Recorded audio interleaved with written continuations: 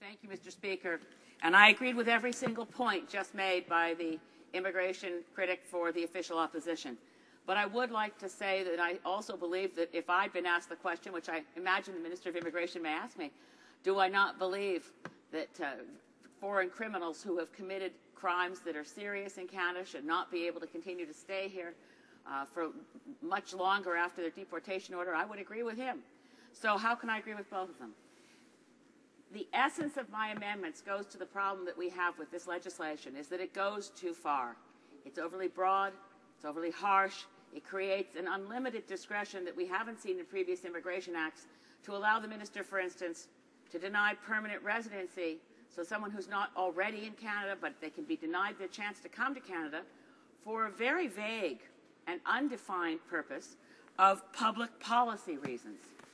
I should pause for a moment, Mr. Speaker, and say that while I wasn't a member of the committee, we reviewed the testimony before a committee, and the amendments I'm putting forward today are drawn from the evidence that came to the Immigration and Citizenship Committee from the Canadian Bar Association, from the Canadian Refugee Council, rather the Canadian Council for Refugees, as well as from the Canadian Civil Liberties Association and the Association of Canadian Refugee Lawyers. I'm particularly grateful for the help in preparing these amendments of Professor Donald Galloway at University of Victoria, who is one of the founders of the Canadian Association of Refugee Lawyers and who recently stood for election in Victoria as the Green Party candidate. I'm indebted to him for his help. What we have in this legislation is the public relations title, an act for the faster removal of criminals, foreign criminals, but it goes beyond that.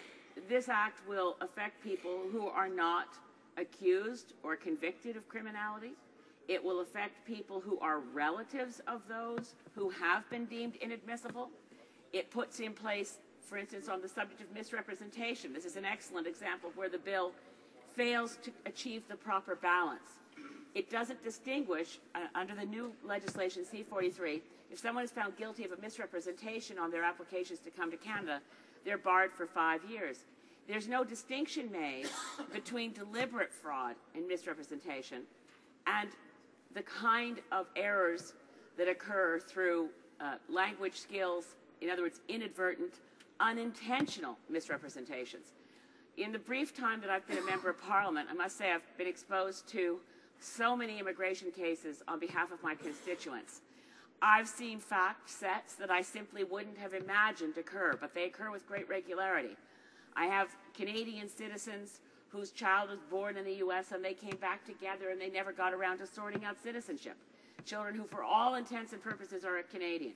But under this act, if they run afoul of the law and they are convicted of something with a 6-month sentence, they're going to be inadmissible for a further application.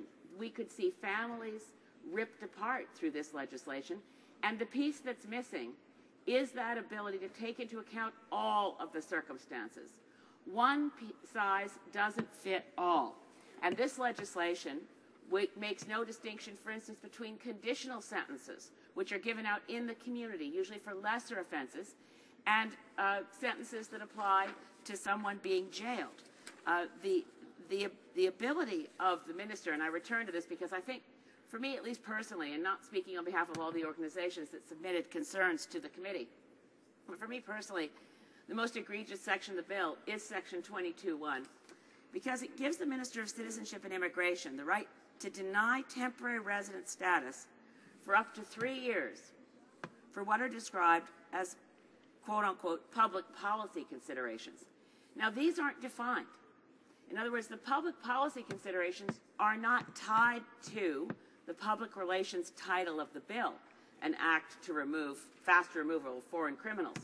A public policy consideration is, given that it's the minister's discretion, could be unlimited. If there's a public policy that we don't want foreign-funded radicals opposing pipelines in Canada, well, I suppose that's a class of person that in his discretion, and I wouldn't point out this Minister of Citizenship and Immigration, but let's say a less reasonable one in the future, might use this act to bar people from coming to Canada on a whim.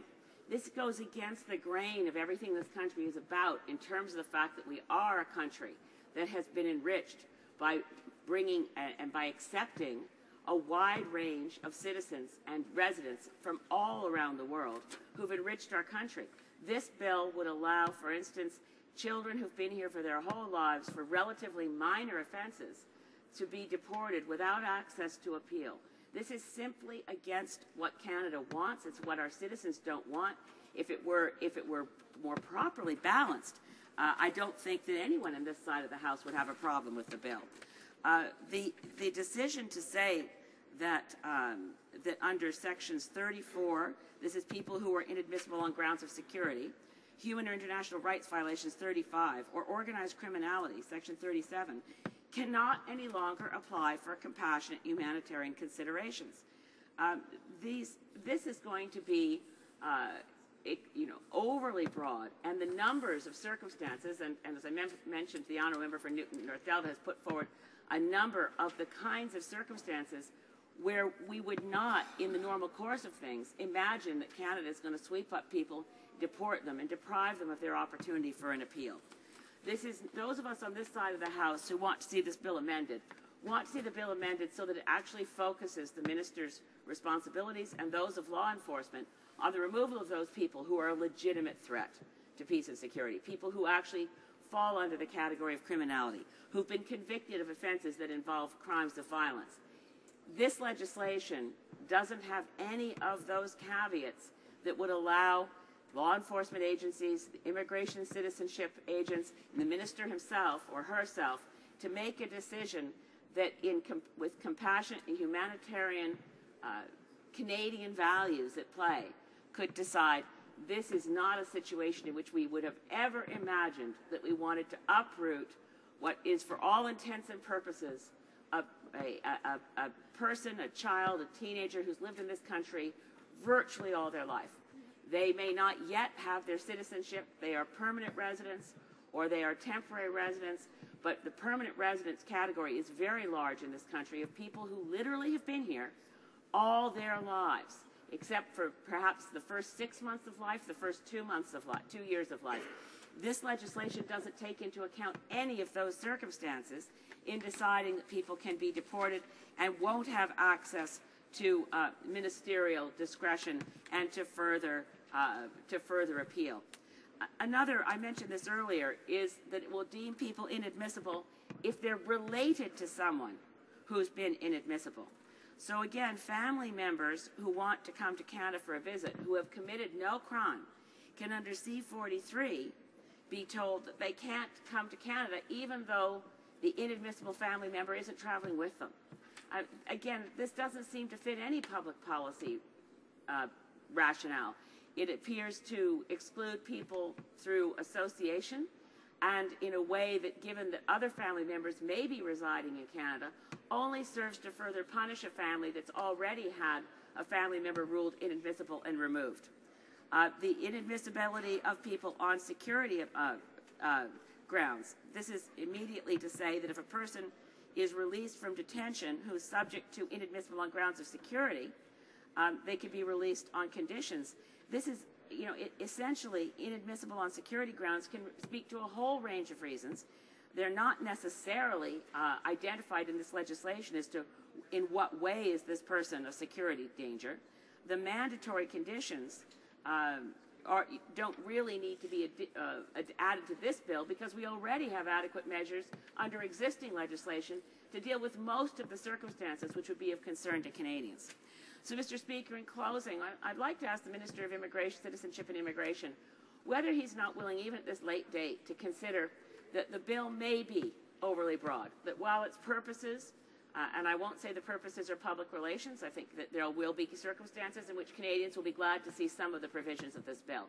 But surely, even at this late date at report stage, we could take on board some amendments in line with the recommendation of so many expert witnesses in order to ensure that this bill, C-43, speaks to Canadian values, speaks to the rule of law and our traditions that ensure that people have a right to be heard, that their side of the story gets to be heard. These positions in rule of law go back to the earliest history of our Western civilization. They go back to Magna Carta.